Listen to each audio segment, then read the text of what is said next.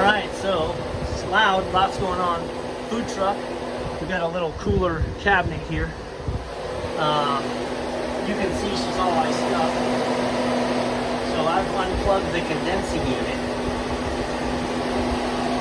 And I'm just letting the fans run to get this ice out of here, and then we're gonna fire it up again. This is the unit that I replaced the low pressure control. I set the low pressure settings at what I thought would be the correct pressures, assuming it was driven by a thermostat. I actually had concerns that it was set too low. And here we are. I think I had it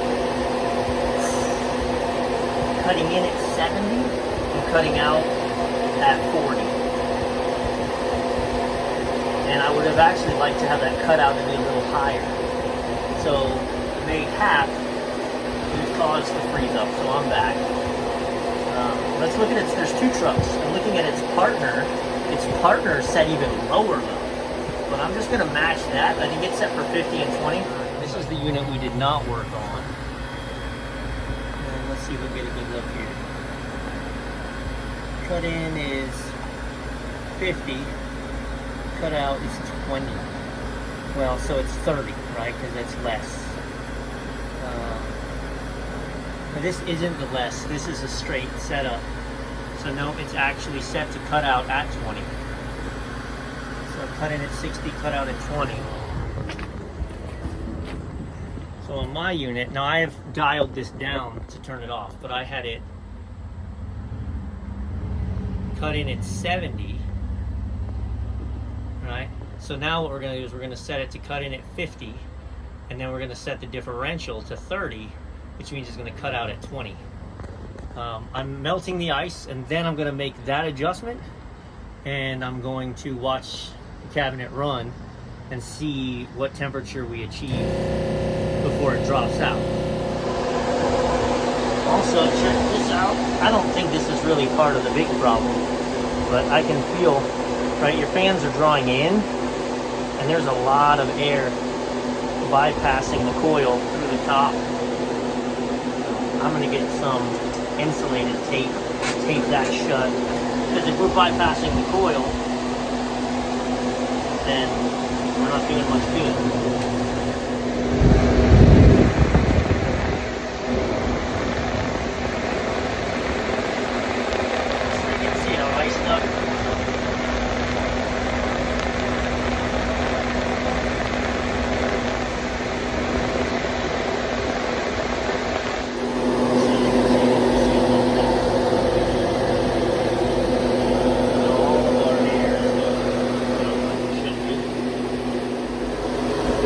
Also, as we get the ice off, you can see our TXV bulb is just strapped and uninsulated in here.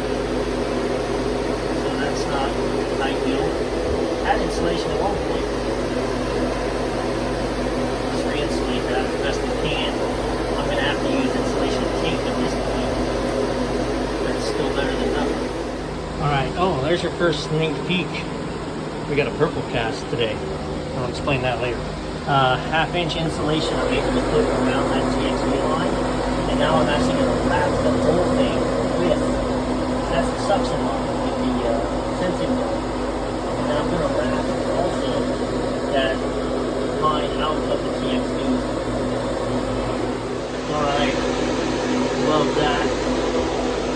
Also, we just had our sheet of ice fall off the back, so we're very close being able to fire it up.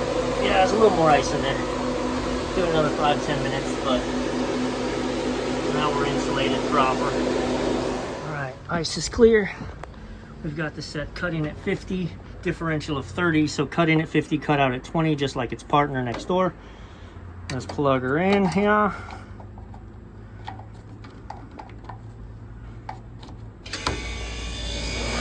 Unit fires up. Give it a minute, it's just started. And sight glass nice and full. Yeah.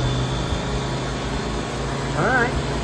I'm not going to put gauges on this. I don't care about pressures, I care about temperatures. So I'm going to work on a plumbing issue inside and see how this temps. Alright, this is the unit I've not worked on. After a very thorough investigation of wiring, check it out. This is set for 35. If I turn it up, what drops out?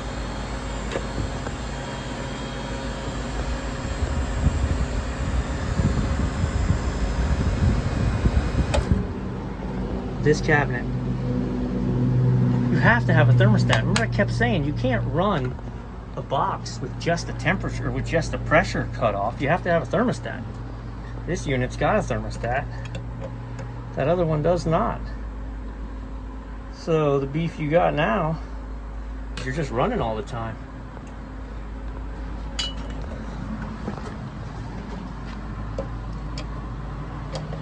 So the reason you froze up, there you go.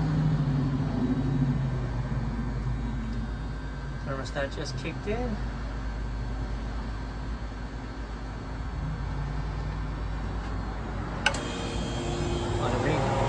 So they just wired the thermostat in before the pressure control, so it's the primary gatekeeper. Oh, trying to get the door open. No tienes, my friends. Look where it runs through. There's no temperature probe in there. So I need to install a thermostat. And we're down to 40 already and dropping. So